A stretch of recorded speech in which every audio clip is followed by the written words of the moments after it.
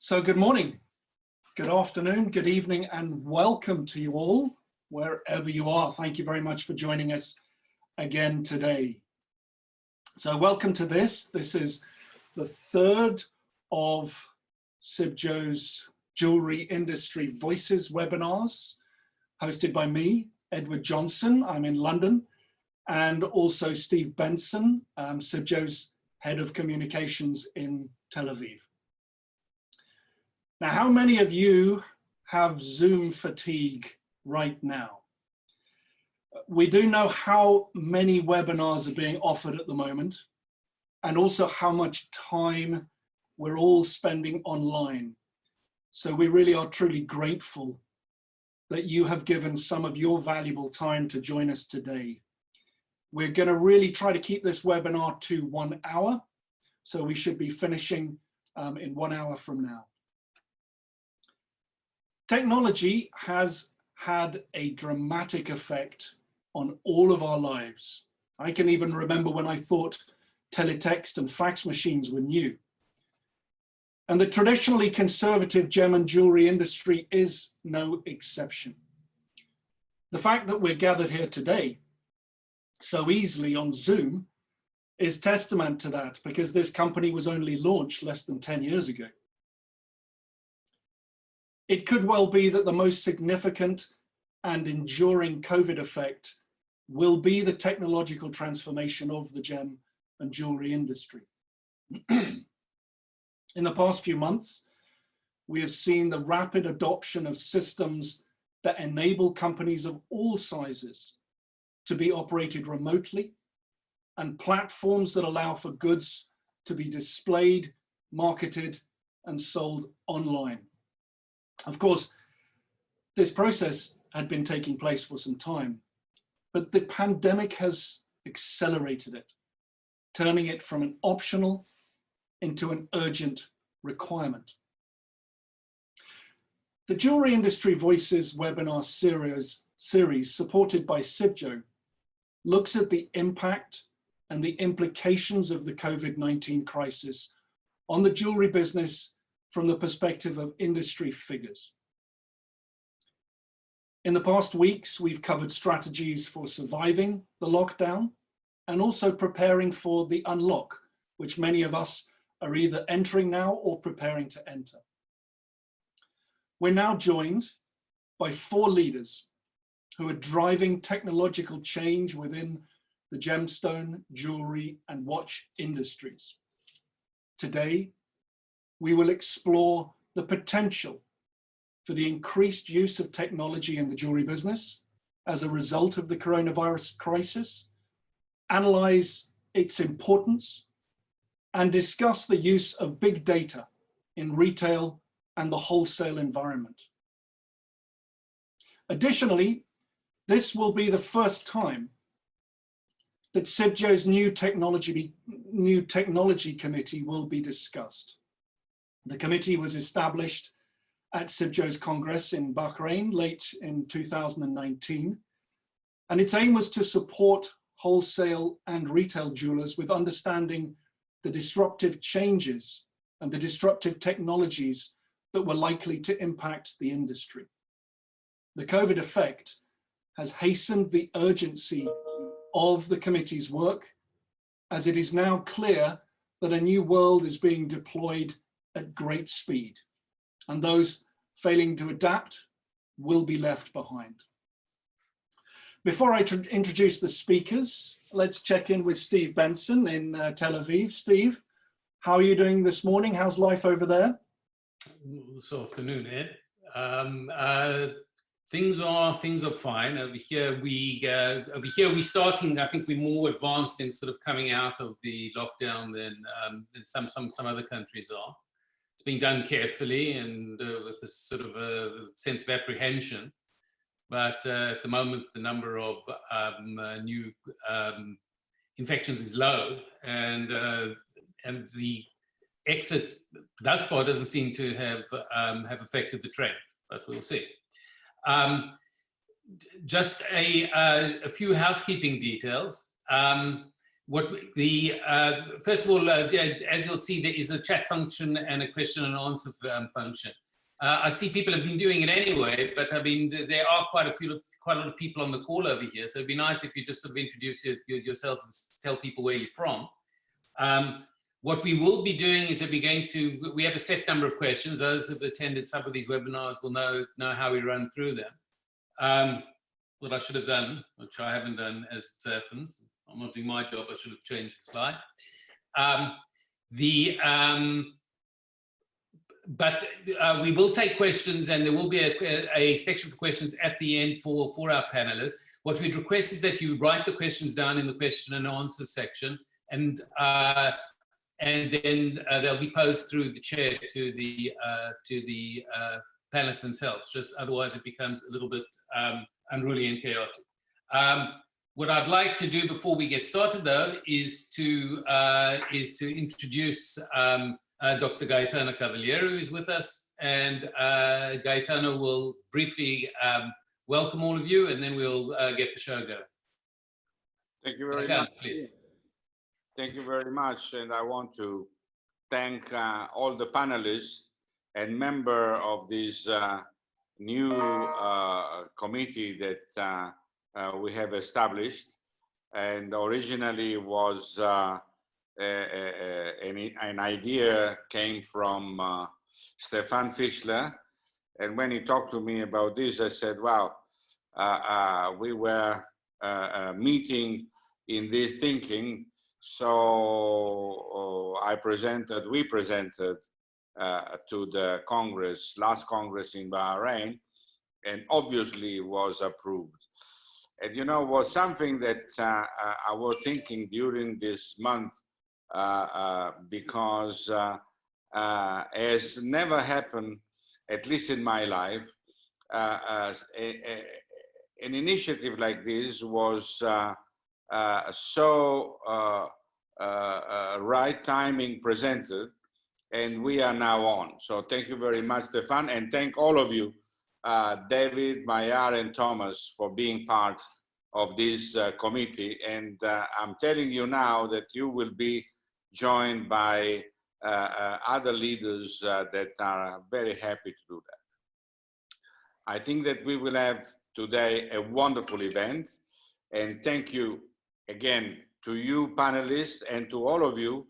Up to now, I can see 303 people and 4 or 5, so it's increasing constantly, the number of people joining, for being with us again today. Thank you so much.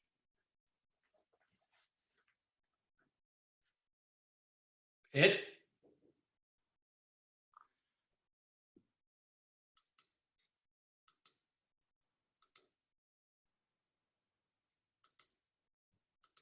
Is Ed on the line? Ed. We seem to have lost Ed for a second. I'm here, excuse me, I'm here. Hello. Okay. Thank you, Gaetano. Thank you very much for supporting these webinars from CIBJO. And also I'd like to thank Rui Galopim in Lisbon for getting the whole thing started with his wonderful weekly gemology webinars. Now, before we get started, I just wanted to start with a quick poll before I get into introducing the speakers today. I'll leave this up while I'm introducing, but we're really keen to gather the voice of the audience and ask you, do you have an internet presence? That means website or a social media at this time. We think we know what the answer is, but let's just check in with you guys first. We'll leave that up there for a minute. Let's introduce the speakers, please, if we can. So firstly, Stephane Fischler. Stephane is a 3rd generation Antwerp diamantaire who started working at the family business, Fischer Diamonds, in 1979. Stephane has a long history of service to the diamond industry and has served, or is currently serving, on boards of many leading industry organizations. He's a founding member of the World Diamond Council, and he took over the 3-year presidency in June 2017. At the end of 2019, he was asked to chair CIBJO's new technology committee. Hi, Stephane, nice to see you with us. Thank you. Good to be here. Thank you. Over the last 20 years at Sarine, David Block has played an instrumental role in the initiation, development, and introduction of many of the revolutionary innovations the group has brought to the diamond industry. Under his guidance, Sarine's diamond planning systems have become the standard for diamond manufacturing, with over 70 million diamonds planned on these each year. In 2009, David led the rollout of the Galaxy technology for rough diamond inclusion scanning, enabling diamond manufacturers to accurately consider the diamond's clarity as an integral automated part of the planning process. For the past few years, David has been spearheading Sarine's introduction of innovative technologies to the wholesale and retail trade of polished diamonds. Among these advances are the first technology-based, artificial intelligence-driven polished diamond grading system, an end-to-end solution for diamond traceability, a light performance analysis standard, as well as other digital solutions that enable today's diamond retailers to better interact with millennial customers. David, it's nice to see you with us here today. How are you? Very good, thanks. Great to be here. I'm excited to be part of this committee and see how to contribute from my experience to the CIBJO group members. Thanks, David. Next to Mahiar Borhanjoo has a unique mix of international experience, gained leading operations within world-renowned companies in luxury, financial services, technology, consumer travel, and hospitality industries.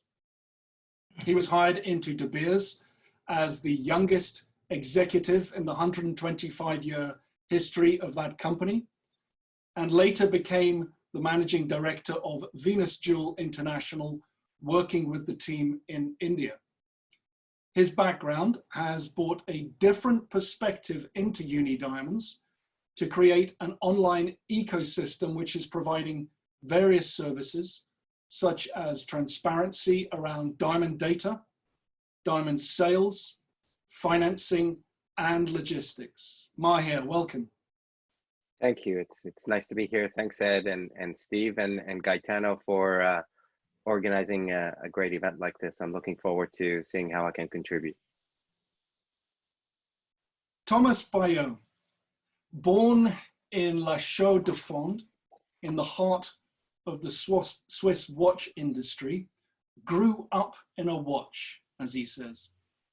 After studying economics and pursuing a successful career in international sales, he became an independent watch consultant in 2017. His conviction is that marketing, digital transformation will impact distribution. He works to optimize the current Swiss watch business model, which he believes is outdated. From theory to practice, he organizes watch fairs, develops a worldwide directory of distributors, and in October 2019, launched a disruptive watch concept that I still can't pronounce, which is based on his name, which is a new phygital innovation. Thomas, welcome to the conversation. Thanks, Ed. Very great pleasure to be here with you. Thanks, Stephen, and Gaetano as well for having me in the committee. Best regards from Switzerland. Great, thanks, Thomas. I'm just sharing the results of the first poll that we did. So as you can see, as we expected, 87% of you, and we currently have 319 people on the call, 87% of you, so the vast majority, have a business internet presence, either website or social media. Thanks for sharing that. We do have another poll as well, so before we get, let's just bring this one up here as well. Those of you who do have an internet presence, does your business actually sell jewelry or jewelry products online? So if you could vote there while we continue, that would be gratefully received. Can I just make a quick disclaimer that none of the opinions or the information which is being offered here today constitutes any legal, financial, or official advice. CIBJO provides a global perspective on the challenges we're all facing. So for more precise information, we do encourage you to play an active part in your local trade association and seek advice relevant to your location and also to your business. So let's dive into the questions if we can. Stephane, can we start with you, and especially information about the Technology Commission? Yes, sure. It was established, as we said earlier, in Bahrain last year at the Congress. When you considered the challenges that it needed to address, did they include the type of technology that have become most relevant during the CIBJO crisis? Yes, definitely. I mean, the type of the environment has changed dramatically for the last 10 years. And one of the issue is that, especially for CIBJO members who are whole and retailers, mid-size, larger size, smaller size, it's really what is the challenge in terms of their own competitivity? How do they meet this new disruption that technology has, come to the fore and brought to the fore? How do they build resilience in their business? Are they still competitive? So all these things, I think COVID has brought even more to the surface. So that is really, I can say that COVID has brought an added opportunity for the importance of this committee. All right, thank you. David, if we can turn to you. I think some people were having some challenges with the sound, so hopefully it's a little bit better now. But from your perspective, David, how will the current COVID-19 crisis impact the diamond industry from your perspective and from the perspective of technology? Can you hear me now? Oh, yes, loud and clear. Thank you. So I think, as Stephane said, technology has been around for a long time, both in diamond and jewelry industry. And COVID-19, I think, has just brought it to the headlines. It's made it very out there. We're using technology to talk right now. People need websites to bring in clients today, need trading platforms in order to buy and sell because they cannot travel. And I think COVID-19 is just going to accelerate, on one hand, the use of technology, the need of technology, and also I think make a little bit less, people less afraid of technology because they're being forced to use it during this period. So I think those are the two main factors that I can see, both an acceleration of the use of technology and actually becoming more retail friendly or wholesale friendly. And I think that's, we're already seeing that today. And we'll continue seeing it down the line. I can actually give you an example already of some things that COVID-19 already today changed the use of technology, and we can see rough diamond sales are starting to use technology of ours today in order to do rough diamond sales in these days. I mean, last month Arosa did a number of sales in the digital tenders, and I think that process will continue to expand as we move forward. This was due to the COVID-19, and I think it's just going to continue and expand even more rapidly afterwards. Right, thank you. Yes, I think it is going to expand more rapidly afterwards. You're absolutely right there. So, in terms of the expansion of that, Mahiar, if we can turn to you, your diamond, which your company essentially operates on an entirely technological platform. Can you briefly explain to those of us who haven't encountered UNI before, what exactly it is that you do, and how you address the questions of were you better equipped to deal with the COVID crisis because of the setup for UNI? Thank you, and I'll try and make it as quick and brief as possible. So UNI is more than a diamond platform. We consider ourselves to be an ecosystem. And the reason why is because we're trying to answer a variety of different aspects of this industry's needs and requirements. one of which is around data. What we found is the lack of transparency around data and market prices has really created inefficiencies within the industry, which we have helped create a solution for that, and that is taking market sales data, churning it, and providing it back into the industry at no additional charge. And on top of that, then we have the second pillar, which is the marketplace, the platform.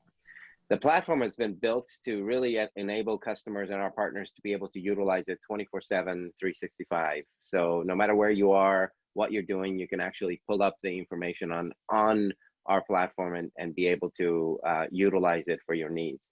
So no matter where you are in the world or what you're doing, you can actually look for those diamonds, communicate about those diamonds with your customers, communicate with it about those diamonds with the actual owners of the goods, and really be able to be effective and efficient no matter where you are.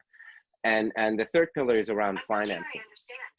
The third pillar is around financing, and financing is basically the area that we've been focusing on providing up to 50% financing upfront back into the industry, utilizing the market prices and market data to be able to provide an effective and efficient way to be able to provide financing back into the diamond industry for polished diamonds that are out there.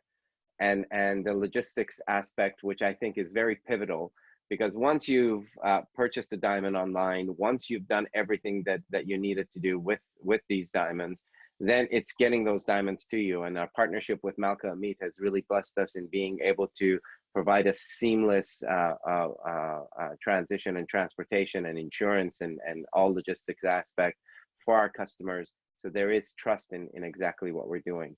And what has been really effective in this time and also prior to this time is the fact that everything that we're doing, you can reach no matter where you are. You know, our teams are working all from home. Everyone who actually is uploading data onto our platform or utilizing our data, it doesn't matter where they are located, they can actually get to the data. The challenge that obviously everyone in the market is seeing today is around sales to the end consumer. And as we're seeing the relaxation of COVID around the world, now in Asia and slowly in parts of the United States, we're starting to see a bit of green shoots coming about in the world. So those companies who are very tech-centric and have services that they're providing on the technology aspect, I think will do very effective business and be able to really support their customers downstream in order to be able to sell to the consumers. Great, nice to hear that. Nice to hear from you that you're experiencing and your customers are experiencing the green shoots of recovery. That's what we all want to hear. Thank you, Thomas. It's so great to have the Swiss watch voice being brought into this conversation. So, from a technological perspective, do you believe the watch industry was better or less equipped than the jewelry sector to deal with COVID, and why, in your opinion? Well, first, I think, of course, there are a lot of similarities between the watch and the jewelry industry. I think that's the first thing to highlight. And we have maybe one difference, one huge difference, is that we had a problem about 50 years ago that we had to overcome, which has changed or put in better, or let's say in good position, the watch industry to deal with technology. In the 70s, we invented the quartz, which was, of course, a technological breakthrough that allowed to produce a movement that was more precise and, of course, way less expensive. This sounds maybe a little bit like the lab-grown diamonds that is coming now in the industry of the jewelry industry. So whereas we were speaking about precision for centuries, suddenly precision became secondary because the quartz was more precise. So we slowly had to move to a marketing approach in the watch industry, especially in the 90s, 2000, and developing, of course, the marketing, a very sharp marketing to sell our product, gave us maybe some tools to be prepared for this COVID crisis. Why? Because the marketing has been already impacted by the digital some 10 years ago. So we had time, let's say, to be using, to get acquainted with this new tool in order to communicate with our customers. And when we say customers, and I think that's the big difference that the COVID crisis is bringing, is that we have to differentiate between two types of customers. The intermediaries, which used to be the real customers of the watch industry, the watch brands. I've been for 17 years flying all around the globe, meeting my clients, but I have nearly never seen or spoken directly to an end consumer. Our customers were the intermediaries, the distributors and the retailers. And of course now, I think there is a big issue that is coming with this COVID crisis, is that finally the stores are closed and the brands are trying, or let's say finding ways to be speaking to the end consumer. We'll have time to speak about it. Yeah. Of course, in this search of being in contact with the end consumer, the ones who had already this type of communication through the marketing maybe have some advance. So yes, I think in the watch industry, we're pretty much advanced into the technological approach of the market. But from marketing to sales, it's a different game. It's a different approach. Yeah, thank you. But before we move into some questions, on the lockdown challenge and meeting it, let's just share the results of the poll, because I think you'll be interested to see that, 34% of you, and we have just over 317 people on the line at the moment. So 34% of you were operating, selling jewelry and jewelry products, and I think many of you included watches in that online. 6% have set up since the lockdown began, so that's good news. But then also 60% are not selling any jewelry or jewelry products online. So there's an enormous opportunity for people to be stepping into the new world. Let's turn to some questions around meeting the lockdown challenge. And Mahiar, if we can start with you here. What are the most pressing needs, Mahiar, do you think, for technological advancement in the diamond industry? I can't seem to unmute you, Mahiar. There we go. That's quite all right. Hello. I think, so first of all, I want to say that Sarine has really helped on the technological side of diamonds be able to get leaps and bounds above and beyond where any of us would have imagined today. But I think now we're looking at a time where technology is requiring us to provide effective and efficient service-centric products for this industry, as there have been created for many other industries. So we're looking a lot towards artificial intelligence. We're looking towards various products that can help alleviate some of the pains that the industry has doing a lot of busy work or inefficient work. And these are things like, for example, doing shipping takes quite some time to manage in our industry. Being able to actually find the right diamond, being able, you have to call 15 different companies and try and get products and call and see if goods are available. So those inefficiencies really create challenges within the industry. And the organizations that are really helping put together much more effective, efficient ways for customers to be able to get what they want when they need it in a just-in-time manner are going to be the ones who are going to continue to be successful and move forward. And that requires a lot of work on data and what really is needed in our industry, and how do you actually transform and understand that data to be able to create a much more transparent and much more effective and efficient product for your customers to use.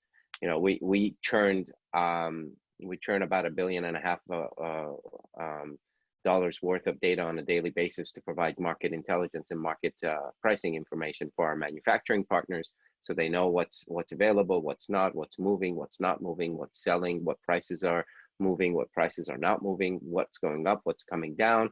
So these sorts of things are things that our partners would be able to utilize to effectively and efficiently work on their business to make sure that they're doing the right things for their company.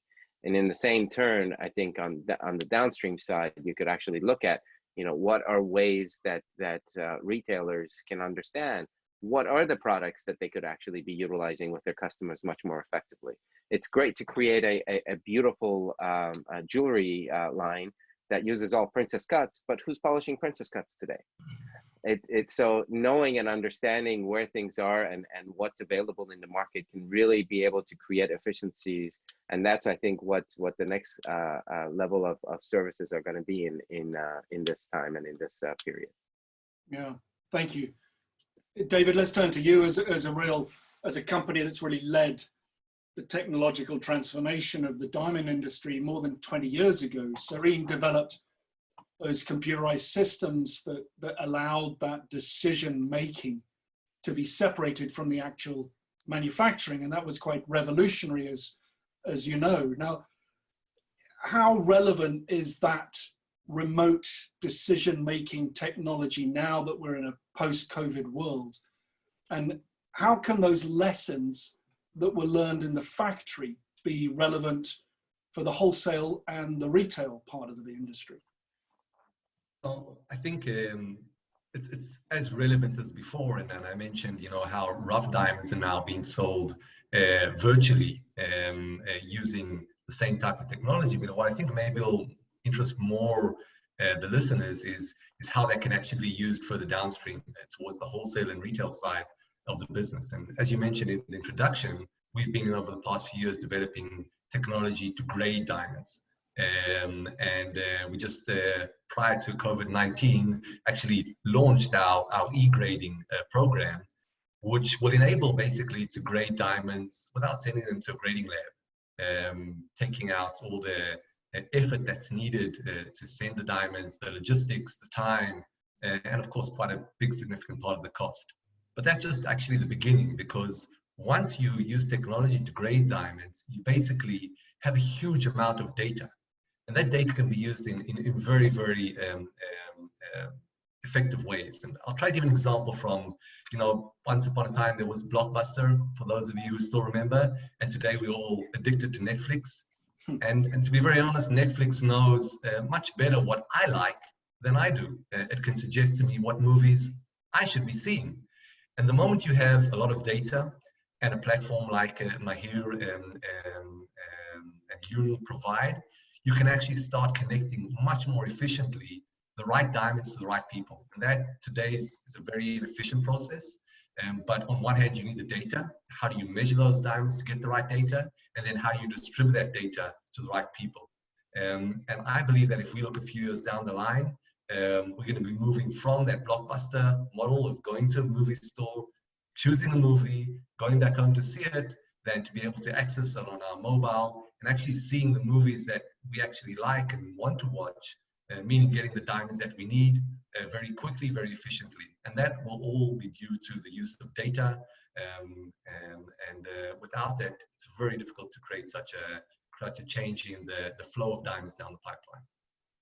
Yeah, thank you. And thinking about that, thinking about really, sorry. Yeah, if I really want to, dream it even more, you could actually now adapt manufacturing to what is needed at the retail end. So there's a much more efficient manufacturing pipeline, so that goods will not be manufactured that are not needed, or too little goods that are needed are not manufactured, and better connect between the manufacturing and the retail demand, similar to what was done in the car industry, many years ago. Thinking back to what you said about the Netflix and the Blockbuster dynamic, and how we never thought we'd have such access to such a wide range of movies on demand. Many people are still thinking that they don't want to buy loose diamonds online. So before we get to the next question, I just want to put up another poll there, which especially I think Mahiar, you'll be interested to get the results of this, which is, does the audience buy loose polished diamonds online for resale at this time? So you can see the options up there in front of you. So please, if you can vote. And let me turn, while that's taking place, to Thomas and move into the watches a little bit. Thomas, we've got such a heavily branded product there with the Swiss watches especially. So let's think about the specific challenges that are encountered when we're marketing or moving the marketing and the sales process online. Can you comment on those challenges from your perspective? Sure.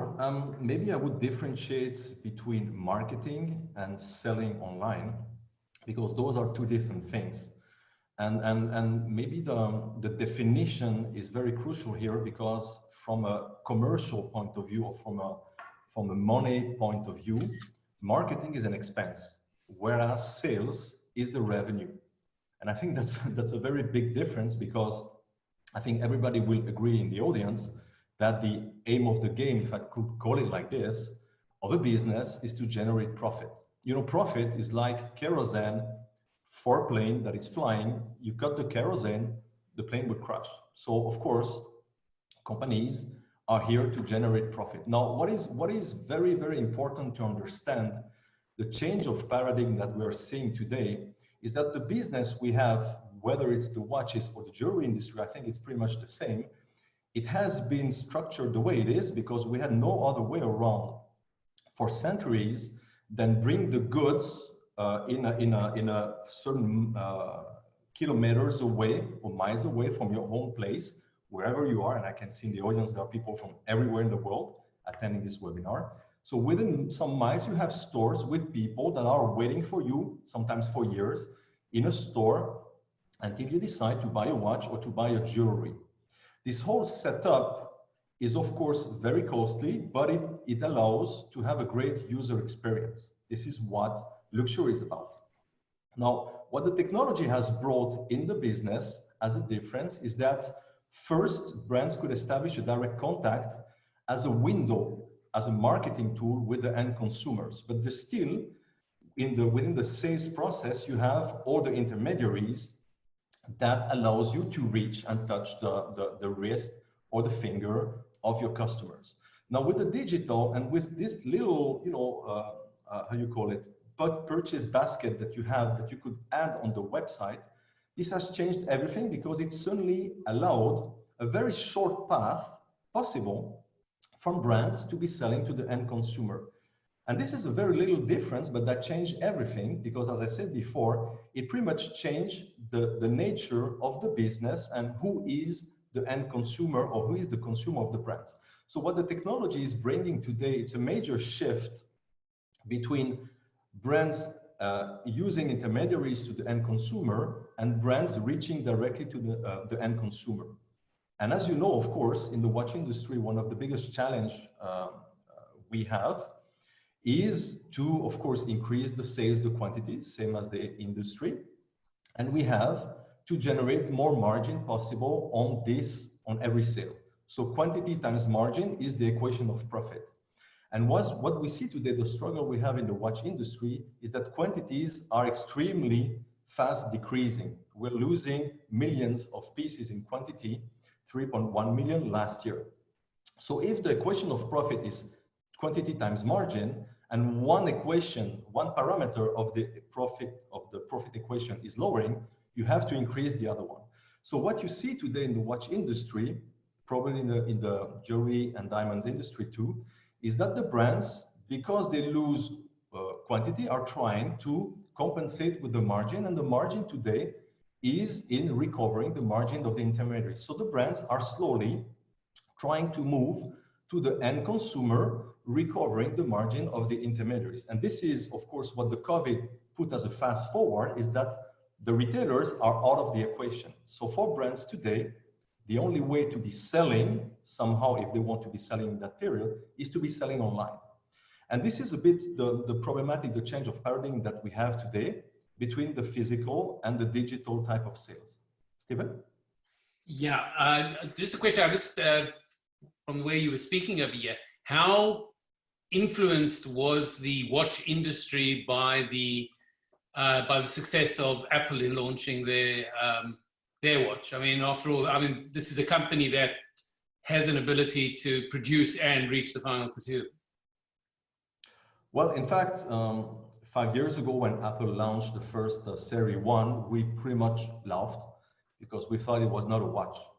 And today, I think we stopped laughing because they sell even more in quantity than the whole entire Swiss industry. So we have to recognize and acknowledge that, of course, it has an impact. It's very simply to bring back functionality on your wrist, which has always been the case before the watch became more a status symbol. So of course, Apple today with the quantities, and because they have, let's say, you don't find any Apple Watch in any watch store. They don't sell through the typical watch and jewelry channel. They only sell directly online or through sometimes network communication networks, etc. So of course, the way they sell is completely different. And because they sell direct, they recover all the margin, which makes a big difference. And they are, in a very few years, the biggest watch brand in the world, considering that Apple is a watch brand. But the Series 5 and the Series 6 will be, of course, pretty much overcoming what the industry sells. So yes, it had a big impact, and it has contributed to impact greatly the entry price level, which represent in terms of quantity something like 80% of the production of the Swiss watch industry. So it had a big impact and contributed, of course, to that transition in terms of quantity, that brands suddenly saw their quantities declining, and they had to find new strategies to increase the margins. Yeah, thank you. I'm going to share the results of that poll because I think we're going to be interested to see from the audience 47%, so almost half of our audience say they've never bought a diamond online for resale and don't plan to. So Mahiar, you've got a bit of work to do there. You know, in that sense, Stephane, if I can turn to you, you know, representing the diamond community as you do you believe that, you know, when we look at those sort of figures, that people really aren't that keen on adopting certain technology for online purchasing at the moment for resale? Do you think that the industry has been caught off guard from a technological perspective? And, you know, what can be done to remedy that, Stephane?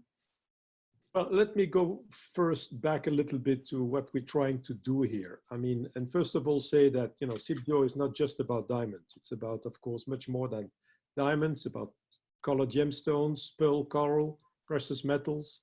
So we have today, I'm very grateful to the panelists who have accepted when I called them to join me. And today we have two diamond guys, really three diamond guys, I would say, and one watch specialist. And thank you, Thomas, for being with us. And in the future, we'll have other parts of CIBJO interacting in terms of the technology. Let's not forget that we are, at one end, extremely privileged to sell and to bring to consumer the most precious that nature offers. On the other hand, we are also privileged today to have technology enhancing this experience. But it does remain an experience, and it will always remain a physical experience. So what we need to do is to balance what technology can bring to enhance this experience and help the wholesale and retail and meeting consumer expectations. And if I can say that the physical meets the digital to really continue to enhance this unique experience that jewelry brings. Let's not forget, we're talking about emotions and about beauty. And that's really what we are focusing on. We're also looking at technology. Thank you, Stephane. We're also looking at technology that in many senses can provide the argument that the playing field will be leveled now for all types of different companies. So Mahiar, can we turn to you to look at this? The types of technology that you're developing, are they relevant for smaller companies in the industries? And you know, many SMEs are concerned that they'll be able to take advantage of them. And will they have to develop their own in-house capacity, or can they be turning to companies such as yours? Thank you. I think actually this is why some of the things that we've done have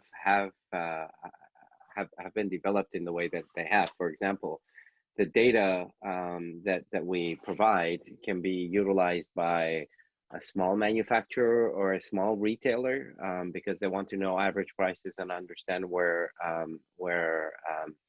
average market sentiment is.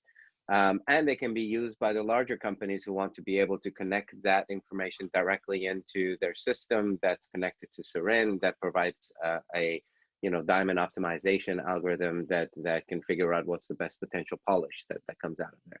So it's really an effective way to utilize our data and technology, and for a platform that is allowing customers to be able to log in to buy diamonds. You can be a small manufacturer who only polishes 3 to 5 stones and be able to utilize our technology to share that with the rest of the world and the retail and jewelry manufacturing industry, or a large organization. The key here is being able to really understand and appreciate what are the key things that these companies and organizations need, and be able to provide that service for them. I found the analysis that you showed very, very interesting, and I agree with Stephane that in our industry, even though some companies can sell up to 60% of their diamonds through their online platform, and they do on a B2B side, and to specialists who understand the product and understand what the goods are, consumers may not necessarily be completely ready, which is why we have the logistics parts with Malka Meats incorporated into our business. So if you want to touch, feel, understand, and appreciate, you do your primary validations up front, be able to then look at your secondary validation when you physically look at the diamond. So, the challenge today is, will people travel after COVID-19? Or how long before COVID-19's, challenges will people feel comfortable and safe to be able to go to trade shows, to events and such things? What we're trying to provide is the ability for those organizations and companies to continue on doing what they're doing, utilizing our platform, utilizing our logistics, or our financing if they need it. So it's really, really important to really understand where the industry is today and where the world lies, and be able to ensure that you are providing the right services for organizations as you move forward with the services that you're providing. Yeah, David, turning to you, do you believe it's possible to create an integrated digital environment? And is it going to be accessible for all industry players? First of all, I think the industry is already well on its way in doing so. And it's going to happen because if you look around to many different other industries in the world, they have integrated supply chains going all the way from the raw material down to the end consumer. It just makes sense in doing so. It's a much more efficient way of doing business for an industry. So it's going to go there, I think, and there's benefits, I think, all along the way. I think the challenge within the diamond industry is that it's very segmented. A lot of different players along the pipeline that don't always necessarily agree what needs to be done and how to do it. And I think in order for that to happen and there to be an integrated chain, there needs to be a lot more cooperation, I think, within the industry, a lot more working together as a common goal. And I'm very hopeful. I'm an optimist, so I'm very hopeful that that will happen, and we're trying to play our part along the way. We at Sarine have always made it a very clear strategy that we enable our technology to get to the smallest player.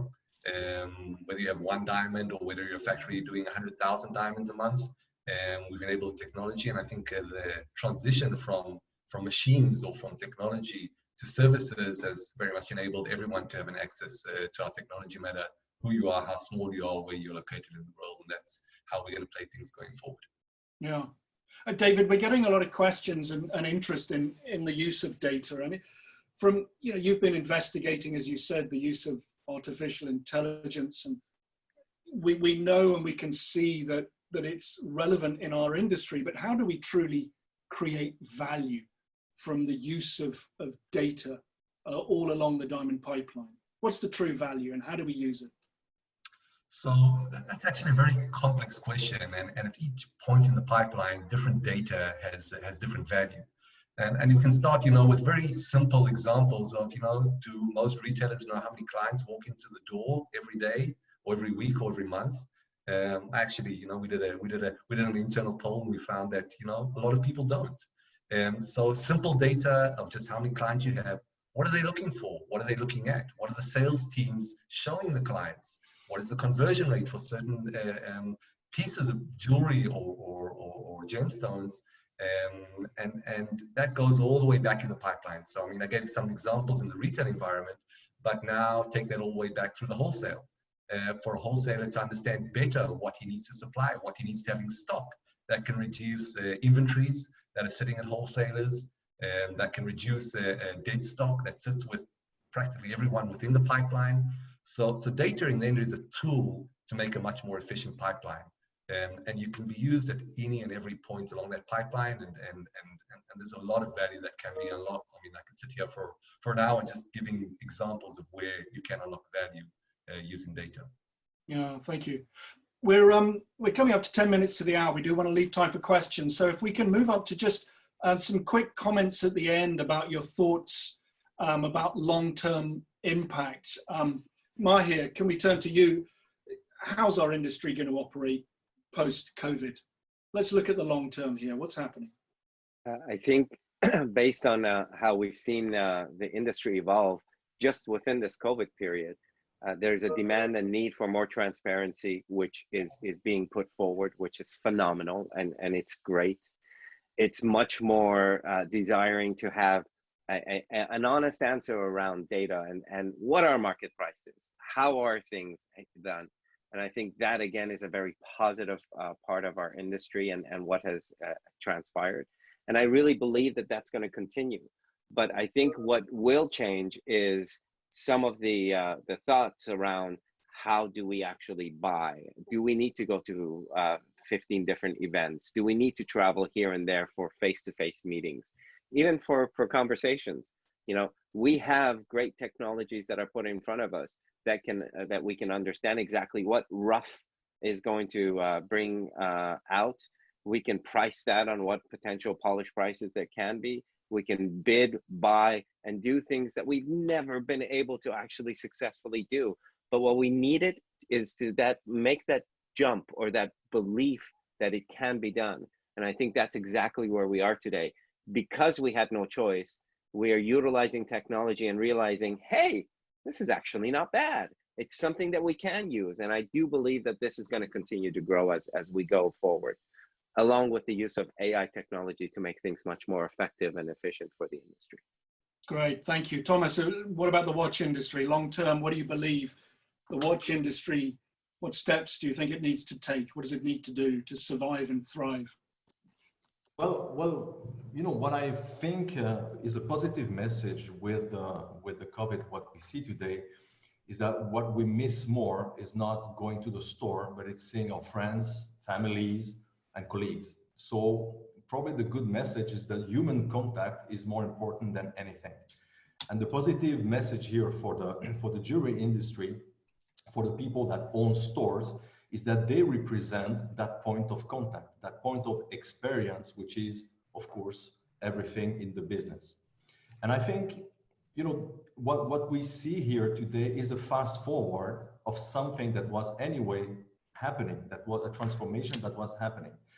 And I think what Stephane highlighted very correctly is that we are on the edge where we have a model of the traditional distribution, which we know works very well, but we see today, and of course it's imposed by the current sanitary issues, that we can only do things online. Just like us, we have that webinar online. So we have the traditional, the physical, and the digital, and the way to move forward is probably to solve the equation of the phygital. Let's say, how can you get the best of the two worlds, which is the user experience and the capacity today of brands to go direct to the consumers, meaning to repatriate the margins. But of course, that lacks, there is a big lack of human touch. And so how can the long-term partners, the brands and the intermediaries, work together hand in hand again in the new paradigm, where maybe brands will be taking care of the sales, but the point of sales will be the garant of the point of experience. So we have to find a new business model to work together where brands and intermediaries can happily connect again and use the best of both worlds. So I think this is the next challenge that the industry has, watch, but probably the industry in general as the jewelry is the phygital approach. Yeah, Stephane, if we can turn to you at the end of the question section. You know, we've been pleased to highlight the work of the Technology Committee this afternoon and this morning for those of you in those time areas. But what are your next steps with the Technology Committee from CIBJO? Well, our next step is, of course, to attract more expertise in the different fields. And I'm happy to announce that, and I see that Emmanuel is with us, Emmanuel Pia, who is one of the experts, colored gemstone experts in CIBJO, will be joining, is joining this committee. Of course, I'm busy attracting also specialists in data and in e-commerce, also to come and talk to us. Our main aim is really for the CIBJO members, which are mostly the retailers, wholesalers and retailers, to bring them as much information and also awareness about this world that is here. How can they, like Thomas said again, how they can prove their relevance? How again can they put their own expertise to the fore and bring back a even better experience, a more relevant experience to the consumer in a almost fully digitalized world? That's really what we want to bring to the through the CIBJO committee, through expertise that we'll bring online. Hopefully when we'll meet, it's going to be in person, but that's really our aim and focus in the months and years to come, to provide support to the CIBJO members and beyond. Thank you. You're right to highlight colored stones, and it's nice to see Emmanuel is with us in this webinar. There are quite a few questions coming in about bringing colored stones into this discussion. As you can see, we're racing to get to the hour, and discussion about online sales of colored stones would be a whole hour more. So forgive me if we don't address those at this time. We do have one question which has come in, which is quite relevant because we might have seen the news this morning that Basel 2020, which was shifted to Basel 2021, has now been cancelled. So where do we think trade shows are going to go in the future? Can I put that one out to the panel for anybody who's willing to take it? The tech guys would be quite happy to reply that, and I'll leave them to reply that. Yeah, I think if you look at the trade show companies themselves, and I can't speak on their behalf, but they're also looking at what the future lies. If you have the September show that potentially can go on in Hong Kong, how many retailers will actually truly fly? Will the American retailers want to go, or the European retailers want to go? With the quarantine requirements in various parts of the world, will some of the people who are supposed to be presenting be able to go? I think there are really great questions on how do we utilize technology moving forward to be able to enable these shows to be even more effective and be able to reach more people. I think there are two things that are very important. One thing is technology cannot ever change relationships, right? It cannot create that intimate relationship that two people can have together and be able to communicate and look each other face to face and be able to really emotionally understand each other. But what it can do is be a starting point to move us towards that sort of environment where, our industry is a very passionate industry. That's why I think post-COVID-19, the diamond industry will continue to flourish and survive, purely because even if people are losing jobs like they have in the past, the one thing that they want to do is show the people that they love them in ways that it will be remembered. So either that's through a diamond or a jewelry gift or something or a watch, for those who are watch fans like me, hence to my wife if she's watching, to show them that there is a love and appreciation for these sorts of things, in order to say things are going to be okay, we're going to move on, and things will be fine. We are in very difficult times, and I think once we start coming out of it and we start seeing the light at the end of the tunnel, where the industry is and where the shows are going to be are going to go into a completely different place. Thank you. I think we need to close up now, but I'd just like to leave the floor for Gaetano to have a few words. Gaetano, please. Thank you very much. Just to say that we in CIBJO are studying. We want to go forward to better serve not only all our members, but the industry in general. And you can see from the wonderful panelists that we have here today, and thank you again, but I saw also the name of all the attendees. We have had great people from one side and great people from the other side, meaning on the screen and outside the screen. And we are going to do our best in order to give new thing to each one of us in order to have extra tool to move forward. Thank you very much. Thanks, Gaetano. We said we'd try and finish on the hour. We're going to miss that by a few minutes, but briefly, if I can set up the next talk next week, we're going to be talking about sustainability. Please do join us. We have 3 great speakers lined up for just a slightly earlier time slot next Thursday. It'll be 7 a.m. New York through to 7 p.m. in Hong Kong and all different time points in between. Starting now on another channel is Hayley Henning's Mine to Design webinar. You can register that and join almost immediately when we finished via CIBJO website. The details should be up on your screen at the moment. And also, we can't fail to recommend that you join Rui's next webinar. He'll be talking about jadeite, jade, or fei choi, that term that's used much more commonly in Asia to describe what we in the West call jadeite jade. So also, please do sign up to CIBJO Communications. The address will be on your screen now. Those of you that have been with us today will receive another invitation from Zoom in a couple of days, and the CIBJO invitation will be going out hopefully before the weekend. All I have to do now is say thank you very much to Gaetano and CIBJO for supporting these. Thank you very much indeed to all of our 4 panelists for joining us today. We appreciate your time and we know how busy you all are. And thank you to everybody listening. We have still over 200 people on the line. We admire your dedication and we admire your support for what we're doing. Everybody, please stay safe, and thank you everybody for watching today. Thank you all. Thanks. Thank you. Bye-bye. Thank you.